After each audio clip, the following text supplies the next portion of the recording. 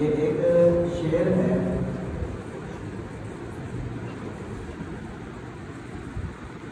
جس سے ایک مغالطہ دینے کی کوشش کی جاتی ہے کہ ہمارے اکابر میں سے ایک بزرگ شخصیت جن کو سید الطائفہ حاجی امداد اللہ مہاجر مکی رحمۃ اللہ علیہ کے نام سے یاد کیا جاتا ہے کہ ان کا یہ شعر جو ہے یہ شرک پہ مبنی ہے۔ وہ شعر یہ ہے: یا رسول کبریا فریاد ہے، یا محمد مصطفیٰ فریاد ہے صلی اللہ علیہ وسلم۔ یا رسول کبریا فریاد ہے، یا محمد مصطفیٰ فریاد ہے، سخت مشکل میں پھنسا ہوں آج کل، اے میرے مشکل کشا فریاد ہے۔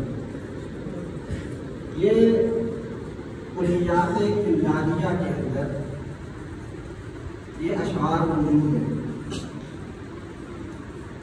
ان اشعار سے یہ مغالطہ دینے کی کوشش کی جاتی ہے کہ مشکل کشا تو صرف اللہ تعالیٰ کی ذات ہے۔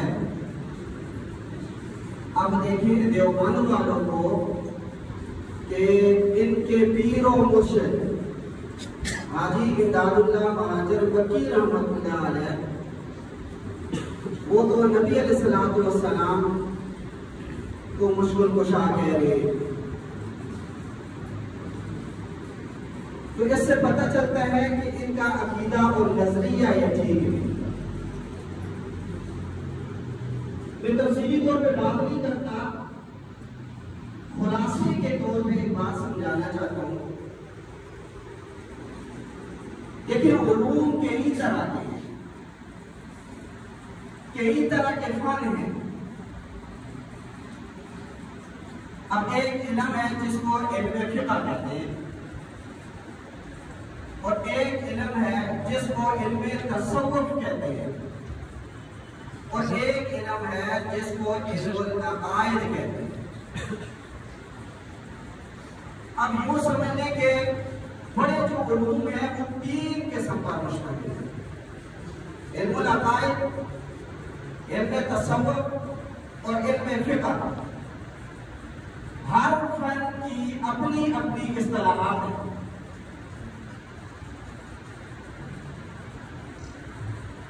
جب وہ اصطلاح ایک فن کے اندر بولی جاتی ہے تو اس کا معنی الگ ہوتا ہے۔ جب وہی اصطلاح کسی دوسرے فن میں آ جاتی ہے تو اس کا معنی اس سے الگ ہو جاتا ہے، اور جب تیسرے کے اندر آئے گی تو معنی الگ ہو جائے گا۔ میں اس کو ایک مثال سے سمجھانا چاہتا ہوں۔ مثال کے طور پہ ایک مثال ہے کلمہ۔ اب جب حفظ کی کلاس میں ہم جائیں تو قاری صاحب بیٹھے ہیں، اب وہ کسی بچے کو کہیں کہ اٹھ کے کلمہ سنا، اب وہ کلمہ سنائے گا لا الہ الا اللہ محمد الرسول اللہ صلی اللہ علیہ وسلم۔ تو اب اس بندے نے، اس بچے نے جو جواب دیا یہ بالکل ٹھیک دیا ہے کہ نہیں؟ یہ بالکل ٹھیک جواب۔ اور اسی طریقے سے جب ایک بندہ ہے وہ نیچے چلا جاتا ہے مفتی صاحب کی کلاس میں، صرف ناپ کی کلاس لگی ہوئی ہے، اب کوئی استاد پوچھتا ہے کہ کلمہ سنو، کلمہ کیسے کہتے ہیں؟ اب لازمی بات ہے اس نے کلمہ جو سنانا ہے، کلمے کا جو معنی تعریف سنانی ہے وہ الکلمۃ لفظ وضع لمعنی مفردا مفرد مفرد سنانی ہے۔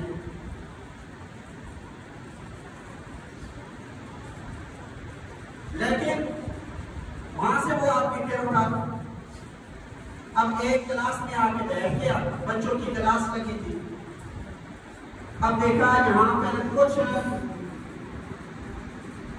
بچے وہ علم بھی پڑھ رہے ہیں، دیگر علوم بھی پڑھ رہے ہیں۔ اب ایک چھوٹا بچہ تھا، اس سے پوچھا کسی نے کہ بتاؤ کلمہ کسے کہتے ہیں؟ باہر سے دیکھا تو ایک بچہ دوسرے بچہ کو گالی دے رہا تھا، تو اب یہ بچہ کہنے لگا کہ کلمہ کسے کہتے ہیں جو اس نے کہا ہے؟ کیا مطلب؟ یعنی اس نے جو گالی دی ہے نا یہ کلمہ ہے۔ اب اس کا جواب ٹھیک ہے کہ نہیں؟ جواب تو بالکل ٹھیک ہے۔ کیوں؟ لفظ توسیہ کے معنی مفرد ہے نا، تو اس اعتبار سے گویا کہ یہ گالی بھی کلمہ بن رہی ہے۔ تو اس سے پتہ چلتا ہے کہ جب اصطلاحات یہ مختلف فنون کی ہوں تو ہر فن کے اندر جب وہ اصطلاح استعمال ہوتی ہے تو اس کا معنی الگ ہوتا ہے۔ تو حاجی صاحب کہ یہ جو کتاب ہے یہ علم تصوف کے اندر ہے۔ جب علم تصوف کے اندر یہ کتاب ہے تو یہاں پر علم عقائد کے اندر جو اصطلاح استعمال ہوتی ہے وہ معنی ہرگز مراد نہیں ہوتی، بلکہ علم تصوف کے اندر مشکل کشا کا معنی ہوتا ہے تزکیہ نفس کرنے والا، اور اس کا تذکرہ تو قرآن کریم کے اندر موجود ہے، وَيُزَكِّيكُمْ وَيُزَكِّيهِمْ، بہت ساری آیات کے اندر اس کا تذکرہ مل جاتا ہے۔ تو اس سے پتہ چلتا ہے کہ حاجی امداد اللہ مہاجر مکی رحمۃ اللہ علیہ کی یہ عبارت یہ شرک پر مبنی نہیں ہے، بلکہ آپ سمجھنے سے حاصل ہے۔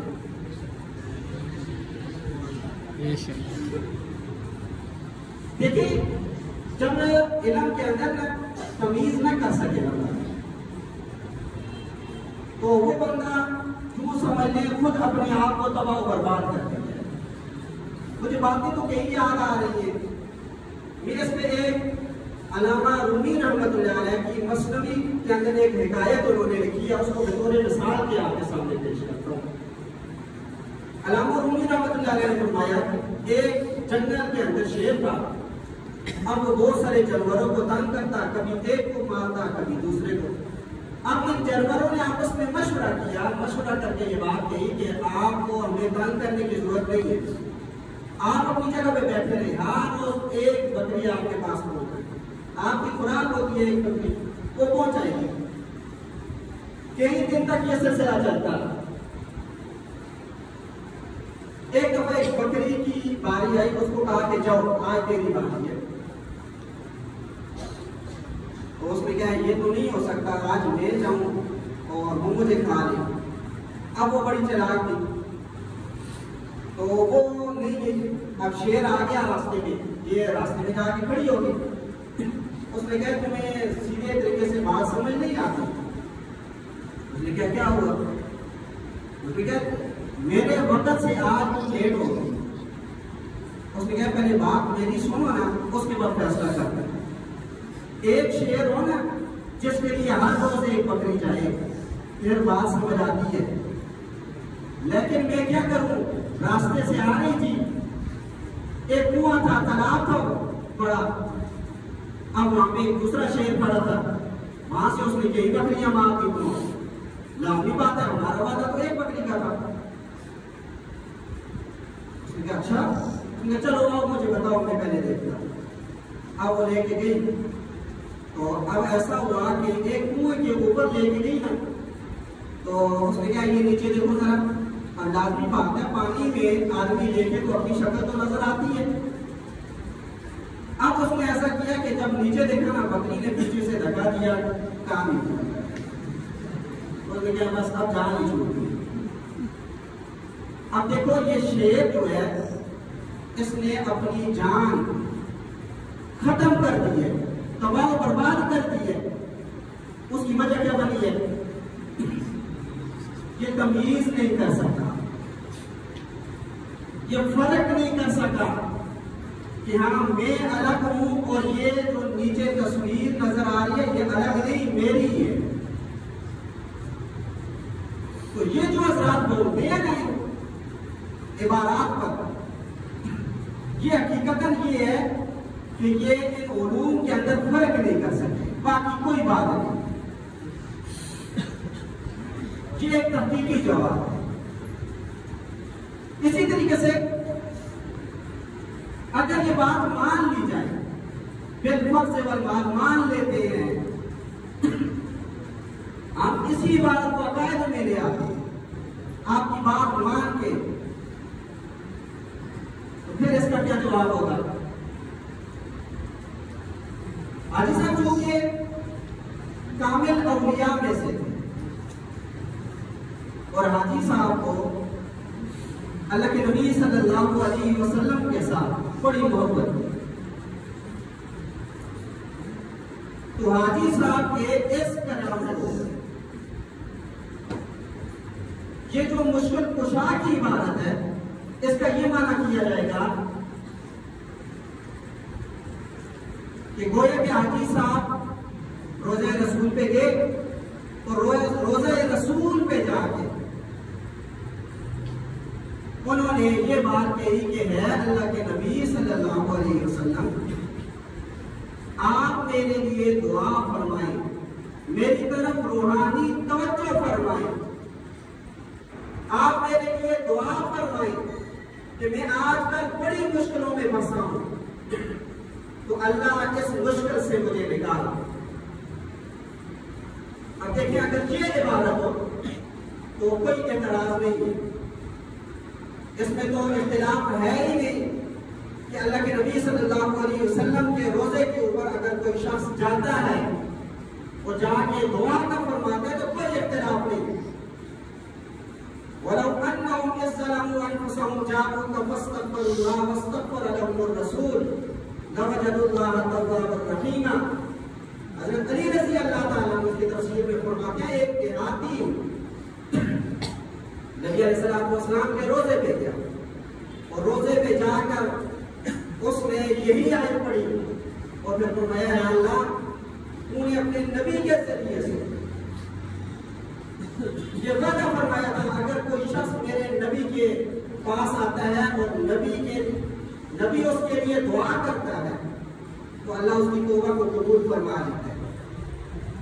اب یہ جب اس نے بات کہی روزہ رسول سے آواز آئی، کہا تو وہ پھیرا جاتا جاؤ تمہاری بخشش کر دیں گے.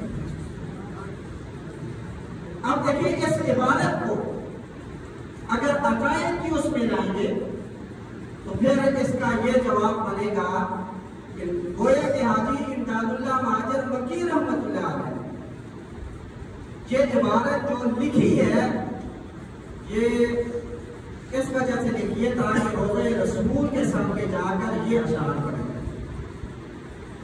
یہ دوسرا جواب ہے. اور اس کا ایک جواب یہ بھی ہو سکتا ہے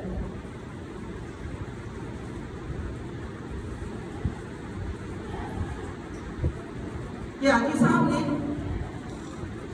تخیلی طور پر غیر اللہ کو بطور مجاز کے مخاطب فرمایا ہو،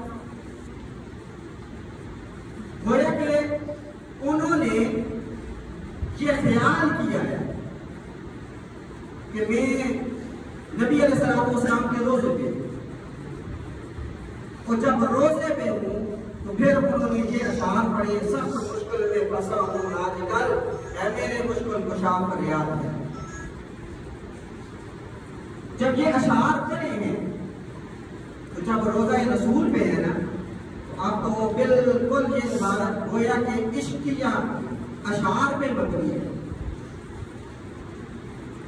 گویا کہ حاجی امداد اللہ مہاجر مکی رحمت اللہ علیہ کی یہ جو عبارت ہے اس سے جو مغالطہ دیا جاتا ہے یہ بالکل ٹھیک نہیں ہے، یہ حقیقت پہ مبنی ہے.